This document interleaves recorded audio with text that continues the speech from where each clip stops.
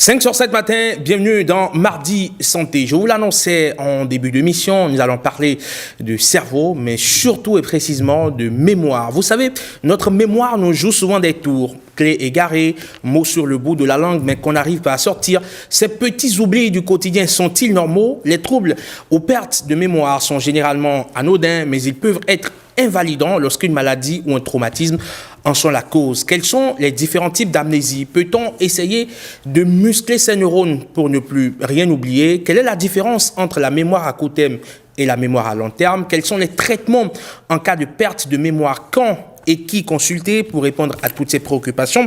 J'ai le plaisir de recevoir sur ce plateau Dr Fortuné Gampoué. Il est médecin neurochirurgien. Bonjour et bienvenue, docteur. Bonjour. Comment allez-vous? Je vais bien, merci. Et vous-même? Ça va, c'est un plaisir de vous recevoir sur 5 sur 7 matin. Plaisir partagé. Alors, aujourd'hui, on va parler de perte de mémoire. Mais avant tout ceci, il faut qu'on se penche d'abord sur la question de la mémoire. C'est quoi le cerveau? De quoi est-il constitué? Et c'est quoi spécifiquement la mémoire? Merci beaucoup. Eman, c'est un plaisir pour moi de revenir sur ce plateau et parler aujourd'hui de la mémoire. Parce que bon, c'est un sujet quand même assez fréquent dans les communications. Le cerveau, c'est cet organe-là qui permet, n'est-ce pas, de nous mettre en relation avec notre environnement, qui permet d'accueillir des informations, de recevoir des informations, de les traiter et de vraiment nous permettre de nous projeter aussi dans le futur. Et il a une des fonctions supérieures que nous appelons la mémoire. Voilà, donc la mémoire, c'est cette fonction supérieure du cerveau qui nous permet donc de recevoir des informations, de les conserver et ensuite de les restituer au moment où on en a vraiment besoin. Et c'est ça qui nous permet, n'est-ce pas, d'interagir avec notre environnement, avec d'autres personnes, avec vraiment notre environnement. Et c'est une fonction très, très importante dans la vie humaine. Très, très importante dans la vie humaine parce que, sans la mémoire, vous avez du mal à vous comporter dans la société, vous avez du mal à interagir avec vos semblables. Et donc, voilà un peu ce que je peux dire sur la définition de ce qu'on peut entendre par mémoire. D'accord. À quel moment on peut parler de troubles de la mémoire? Alors, avant de répondre à cette question, j'aimerais faire une clarification pour dire que la mémoire, il y a plusieurs types de mémoire. Voilà. Et il y a ce que nous appelons souvent la mémoire sensorielle ou perspective, comme certains le disent, qui est lié à nos sens, qui est lié à au goût, au toucher. Voilà. Si vous touchez cette table, par exemple, vous sentez tout de suite si elle est rugueuse ou bien si elle est lisse, parce qu'en temps, vous avez déjà mémorisé la qualité d'une table rugueuse ou d'une table lisse. Vous sentez des effluves exactement. À côté.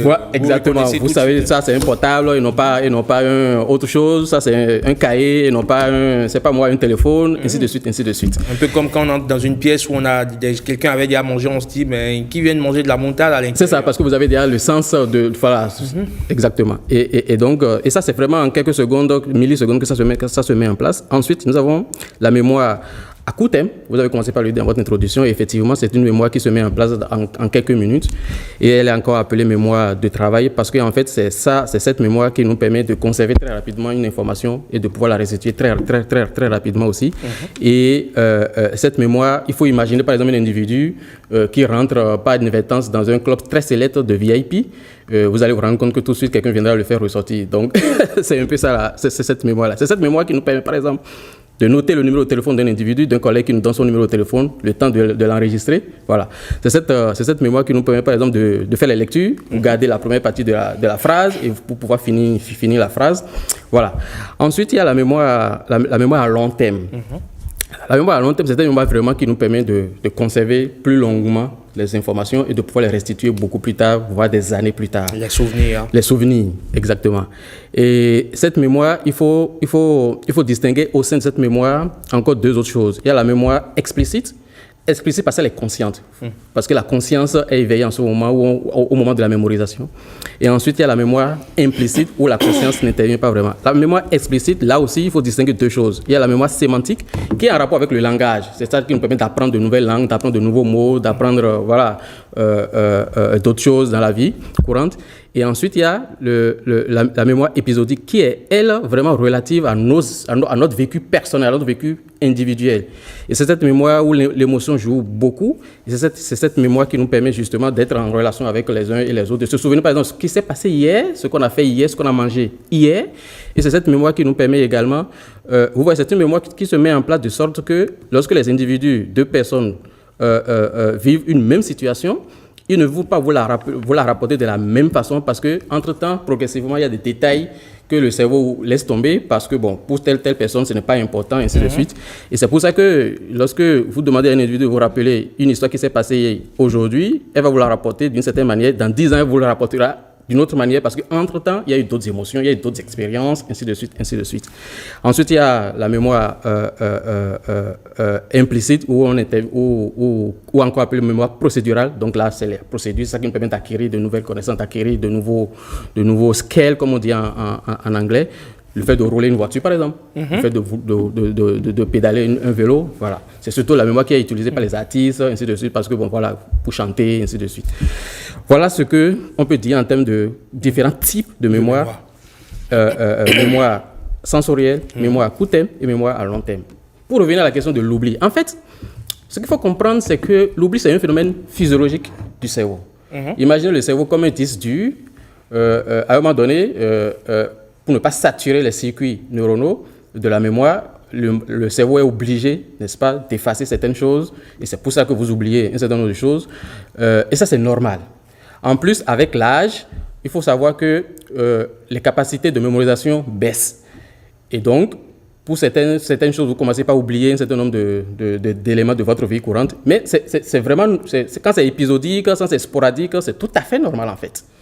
Ça devient pathologique quand ça concerne un pan entier d'un événement. Et ça, il faut adresser la question tout de suite aux spécialistes. Et souvent, c'est les neurologues qui sont en premier interpellés par rapport à ça. D'accord. Justement, quand on commence par, je vais dire, avoir les premiers signaux, vous oubliez très rapidement quelque chose que vous voulez dire tout de suite. Vous avez fait un truc et dans la foulée, vous avez oublié. Est-ce que c'est des symptômes qui devraient pouvoir alerter ou c'est dans la normalité des choses? Alors, ce que je voudrais dire ici tout de suite, j'ai dit tantôt que l'oubli fait partie, c'est un phénomène naturel, un phénomène physiologique. Et que c'est quand ça concerne des événements, tout un pan d'un événement, que ça devient pathologique. Donc, le fait d'oublier parce que vous avez mangé rapidement hier, c'est pas si grave que ça. Tant que ça ne vous empêche pas d'interagir avec votre environnement, tant que ça ne vous empêche pas de vaquer seulement à vos activités. Parfois, ça peut être frustrant, je le concède, mais c'est pas encore grave. En revanche, lorsque vous oubliez beaucoup de choses et que ce sont surtout vos voisins, votre entourage, qui commence pas à s'inquiéter parce que vous oubliez certaines choses qui, normalement, voilà. Et là, en ce moment-là, ça devient inquiétant. C'est le cas, par exemple, de ceux qui souffrent de la maladie d'Alzheimer, ils oublient presque tout. Et donc, en ce moment-là, oui, effectivement, ça devient inquiétant, il faut consulter tout de suite. Voilà ce que je pourrais dire sur cette question. Est-ce qu'une perte de mémoire peut être invalidante? Oui, une perte de mémoire est très, très invalidante. Quand ça devient très sérieux, quand vous oubliez tout ce qui s'est passé dans votre vie, il y a peut-être 1 an, 2 ans, ou qui parlait des événements importants de votre vie, vous oubliez tout ça, oui, ça c'est très, très invalidant. Si vous oubliez d'aller dans votre maison, voilà, vous avez parlé de la mémoire épisodique qui permet justement d'avoir des réflexes.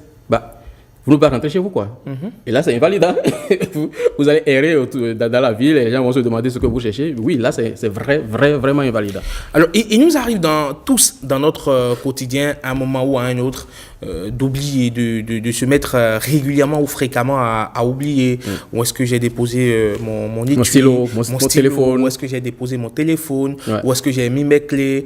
Je veux appeler quelqu'un que j'ai l'habitude d'appeler et je me rends compte que son nom ne me vient plus à l'esprit.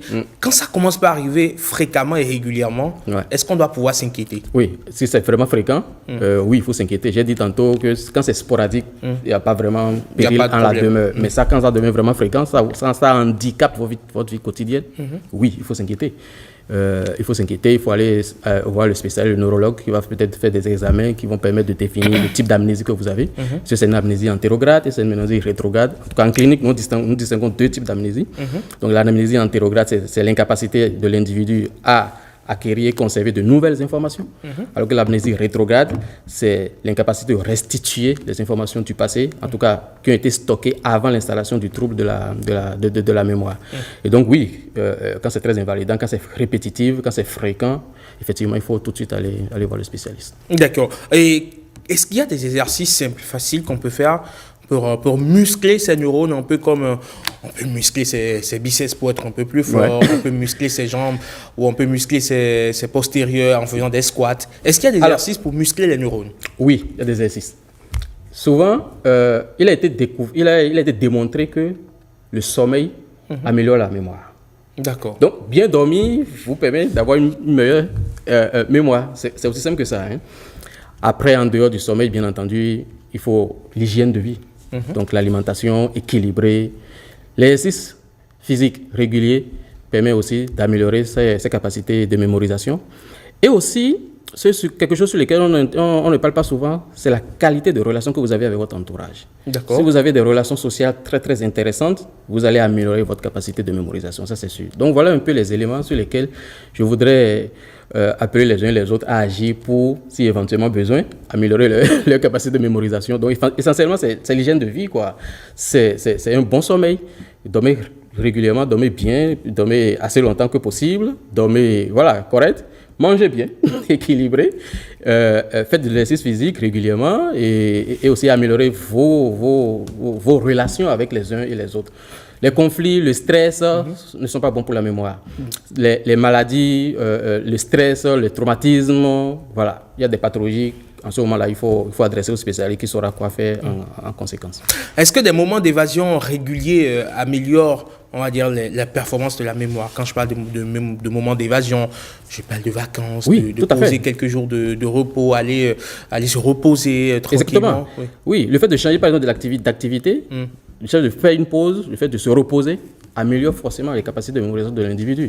Donc effectivement, oui, c'est très important. Enfin, ceux qui ont inventé la nécessité, le besoin de se reposer, de passer à autre chose, de prendre du plaisir. Oui, je vous ai dit que l'émotion influence beaucoup notre capacité de mémorisation. Voilà. Et donc, à partir du moment où vous avez des émotions positives, vous améliorez forcément votre capacité de mémorisation, vous améliorez forcément votre mémoire. Donc, c'est cela, c'est vraiment ça. Alors, je fais une petite digression, vite fait, une petite extrapolation, mais qui reste quand même dans le cadre de notre sujet. Qu'est-ce qui explique le fait que lorsque, quand vous êtes un élève, vous êtes encore sur les bancs, vous avez une forte capacité de mémorisation, ce que nous appelons le bushing, vous pouvez boire 2, 3, 4, 5 pages en une demi-heure, tout un cahier s'il le faut, mais plus au fur et à mesure que vous grandissez, vous prenez de l'âge, vous prenez de l'expérience, vous avez des responsabilités, impossible de bûcher une page même en 50 jours. Vous l'avez dit, il y a l'âge. J'ai dit tantôt, alors pour comprendre cela, il faut comprendre quel est le mécanisme physiologique de la mémorisation. Alors, il y a plusieurs phases. La phase de réception de l'information, la phase d'encodage, c'est-à-dire quand vous prenez une photo, ça s'enregistre sous forme JPEG par exemple. Donc le cerveau, quand il reçoit l'information, il va l'encoder sous un format où il peut le stocker. Ensuite, il y a la phase de stockage, évidemment, et après la phase de restitution. Au cours de toutes ces phases, qu'est-ce qui se passe? Il se passe que plusieurs réseaux neuronaux vont interagir au niveau de différentes zones. En réalité, il n'y a pas un seul centre de la mémoire dans le cerveau. Il y a beaucoup de zones qui interagissent pour former la mémoire, pour stocker et pouvoir restituer plus tard l'information. Ce qui se passe, c'est que c'est surtout les modifications des connexions entre les neurones, les expériences vécues les uns et les autres, les neurotransmetteurs. Bon, je ne vais pas rentrer dans cette spécificité technique, mais voilà, c'est ces choses-là qui permettent justement d'augmenter sa capacité de stocker les informations et de pouvoir les restituer plus tard. Il se fait que, avec l'âge, justement, les modifications de connexion entre les neurones ne se font plus très bien. Et donc, naturellement, les gens ont moins de capacité à mémoriser de nouvelles informations. Et ça, c'est normal, en fait. Ensuite, je voudrais parler ici de deux éléments. Il y a ce que nous appelons la réserve cérébrale, donc le nombre de neurones, par exemple, que l'individu a, qui font que, voilà, la personne a plus de capacité que l'autre de mémoriser. Et ensuite, est-ce que ces réseaux neuronaux fonctionnent? Donc, la capacité, la réserve cognitive. Et là, intervient justement beaucoup d'autres éléments comme le stress, comme les émotions positives ou négatives, ainsi de suite, qui font que tel individu va mémoriser plus vite que tel autre individu. D'accord. Quand je parle de l'âge, c'est pas forcément quand on a 50 ans ou, Non, ou pas du 60 tout. ans. Pas du tout. Même déjà quand vous êtes, vous êtes dans la trentaine, vous vous rendez compte que vous ne mémorisez plus aussi facilement qu'avant. Et voilà, d'où l'expression assez répandue qui sonne désormais comme une maxime, la tête qui réfléchit à gagner de l'argent n'arrive plus forcément à mémoriser des... C'est vrai. Mais il y a des exercices. Il faut stimuler fréquemment son cerveau, la stimulation intellectuelle, il faut faire des exercices physiques, comme je l'ai dit, il faut avoir une bonne hygiène de vie, et tout ça permet d'améliorer ses capacités cognitives et donc de mémorisation. D'accord. Alors, en cas de perte de mémoire régulière, une perte de mémoire, en cas de perte de mémoire régulière, qu'est-ce qu'il faut consulter? Le neurologue. Je l'ai dit tantôt, tout de suite, c'est le neurologue. Bon, vous pouvez aller d'abord chez un médecin généraliste qui saura faire la part des choses et vous orienter ensuite chez le neurologue. Et là, le neurologue va vous demander un certain nombre d'examens, notamment l'IRM cérébral, qui va essayer de regarder ce qui se passe dans votre cerveau pour voir ce qui s'est passé. Après, en fait, il va vous poser plein de questions sur votre vécu, il va vous examiner, il va vous poser des questions sur votre vécu personnel, ce qui s'est passé antérieurement, il va faire des essais qui vous amènent à savoir si vous pouvez acquérir de nouvelles informations, plein de choses, et ensuite aboutir aux analyses, notamment les imageries, pour voir, est-ce que par exemple, c'est parce que vous avez une tumeur? J'étais passé ici récemment, on a parlé des tumeurs cérébrales. Oui, on s'est rendu compte que certaines tumeurs, en fonction de leur localisation, peuvent entraîner des pertes de mémoire. Et donc, si c'est le cas, l'IRM va le montrer et puis on pourra agir et espérer que les choses rentrent dans l'ordre. Si c'est parce que vous avez eu un accident, vous êtes cassé la tête, oui, ça, c'est vite su. Et on se rend compte que oui, parce que vous avez une contusion, par exemple, au niveau du lobe temporal, c'est-à-dire au niveau de la tempe ici, vous allez diminuer votre capacité de mémorisation. Est-ce que c'est parce que vous êtes trop stressé au boulot? Est-ce qu'à la maison, vous avez trop de conflits avec votre épouse, avec vos enfants, et ainsi de suite? Bref, le spécialiste va vous poser va évaluer tous ces éléments de votre vie pour voir où se trouve le problème et ensuite savoir où agir. Il y a des gens qui ont la maladie d'Alzheimer, par exemple, qui est une maladie neurodégénérative où les gens perdent beaucoup de la mémoire et parce qu'ils ont perdu leur réserve cérébrale à un moment donné. En ce moment-là, il y a des médicaments qui permettent, n'est-ce pas, d'aider ces patients et à améliorer les qualités de vie. Alors, est-ce qu'une perte de mémoire ou trouble de la mémoire peut conduire à une chirurgie? Oui, si c'est en fonction de la cause. J'ai dit, si c'est une tumeur, par exemple, oui, on ira opérer la tumeur. Alors, il faut savoir que si l'amnésie s'est déjà installée, c'est difficile de la retrouver si, par exemple, c'est lié à une tumeur qui a longtemps comprimé le cerveau. Mais il y avait des exercices avec nos collègues de médecine physique, de réadaptation, la kinésithérapie, tout ça. On peut améliorer quand même la qualité de vie de ces patients-là. Est-ce que vous êtes déjà arrivé dans votre carrière de rencontrer des patients qui sont venus vous voir pour des raisons de perte de mémoire? Oui, bien sûr, presque tous les jours.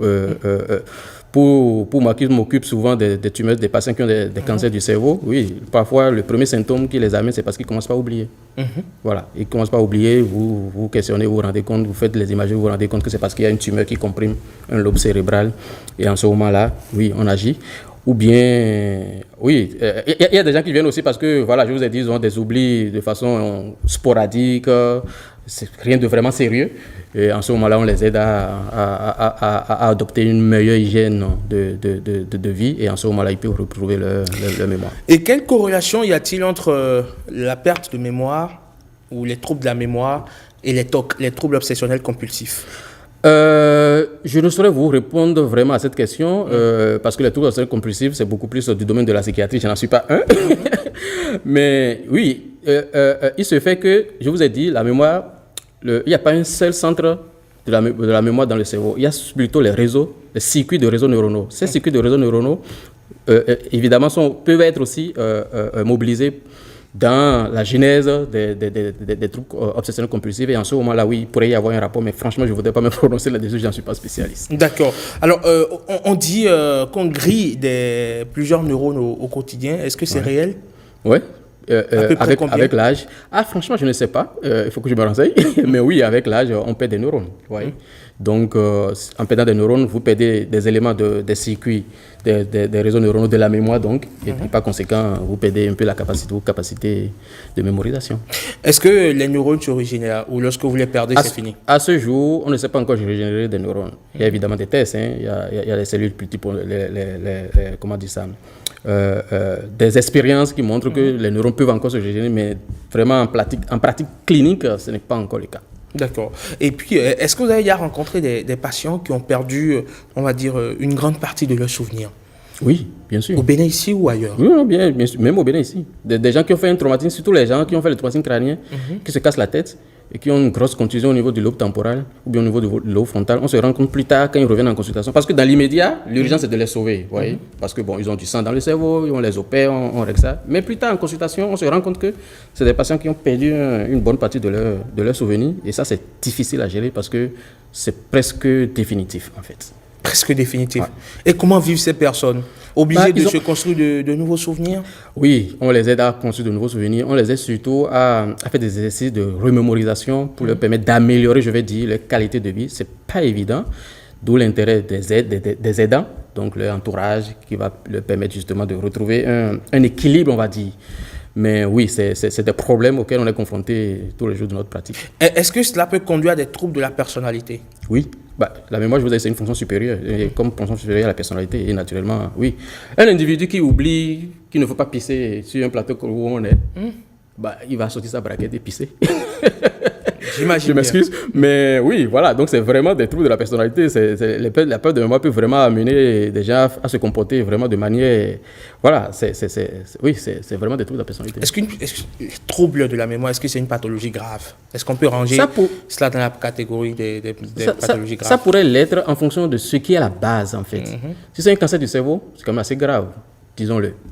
Après, si c'est par exemple une maladie d'Alzheimer, bon, c'est plus ou moins, on n'en meurt pas, mais c'est quand même plus ou moins grave parce que la personne aura du mal à retrouver ses souvenirs. Après, si c'est des mémoires, c'est des pertes de mémoire sporadiques, comme j'ai dit tantôt, non, ça, c'est pas du tout grave. Les choses peuvent rentrer rapidement dans l'ordre. Est-ce que ça peut devenir une maladie chronique? Oui. L'amnésie, c'est une maladie chronique, bien sûr. Quelqu'un qui fait un AVC, par exemple, d'accord, qui a eu un accident vasculaire cérébral et qui a touché des circuits neuronaux de la mémoire, évidemment, il va perdre la mémoire et là, c'est difficile. Donc, en termes de conseils, c'est bien sûr bien s'alimenter comme toujours. Oui, c'est-à-dire que, dans tout ce qu'on dit, quel que soit le domaine, que ce soit le domaine de la mémoire, que ce soit d'autres domaines, la cardiologie, vraiment l'hygiène de vie joue un rôle très, très important. Je me répète, il y a l'hygiène de vie, le sommeil, dormez bien, n'hésitez pas à les dormir. Les longues nuits à rester éveillé, ce n'est pas bon pour la mémoire, ça c'est sûr. Mais il y a des gens, c'est la nuit, ils sont inspirés, c'est la nuit, ils travaillent. Il faut alors récupérer en journée. Franchement. Sinon, en fait, non, c'est avoir besoin de se reposer. C'est avoir besoin de se reposer pour pouvoir bien fonctionner. Mais c'est avoir besoin d'à peu près combien d'heures de repos Alors, ça dépend de l'âge. Chez les enfants, jusqu'à 10-12 heures. Pour vous et moi, on estime que 6 heures, 7 heures, c'est nécessaire pour faire reposer correctement le cerveau. D'accord. Donc, j'étais en train de dire justement, est-ce que les pertes troubles de la mémoire peuvent être des pathologies génétiques? Oui, il y a des éléments. Il a été démontré qu'il y a des facteurs génétiques qui peuvent influencer justement les pertes de la mémoire. Oui, ça c'est démontré. Et aussi les éléments épigénétiques, c'est-à-dire comment vous êtes comporté dans votre vie, votre environnement. Tout ça intervient dans effectivement. Oui, ça c'est démontré effectivement. Très bien. Pour finir, donc quelques conseils aux téléspectateurs. Vous avez commencé déjà par dire bien manger, bien se reposer. Exactement. Faire des exercices de stimulation intellectuelle. D'accord. En quoi faisant? Faire des calculs par exemple. Amener les gens à s'exercer dans des choses qui vont les amener à réfléchir. Mais dans un monde où tout se digitalise, où on a l'intelligence artificielle à portée des mains, surtout l'intelligence artificielle générative, où en un clic vous avez tout à votre portée, comment est-ce qu'on fait pour continuer à stimuler la mémoire? Non, mais en toute chose, il y a le bon côté et le mauvais côté. Voilà. La vie évolue, la science évolue, mais il y a toujours ses revers. Il nous appartient, à mon sens, de faire le tri et de savoir ce qui est bon pour nous, pour notre santé, et comme on parle de la mémoire, de ce qui est bon pour notre mémoire. La lecture, c'est très bien pour la mémoire, d'accord? Après, si vous êtes sur votre TikTok tous les jours, je ne pense pas que ça c'est favorable pour votre mémoire. En revanche, oui, prenez un livre, parfois même les livres, cherchez même à apprendre une nouvelle langue. Ça améliore vraiment la mémoire, ça c'est démontré. Vous ne comprenez pas le Yoruba? Certaines personnes ont du mal à apprendre de nouvelles langues.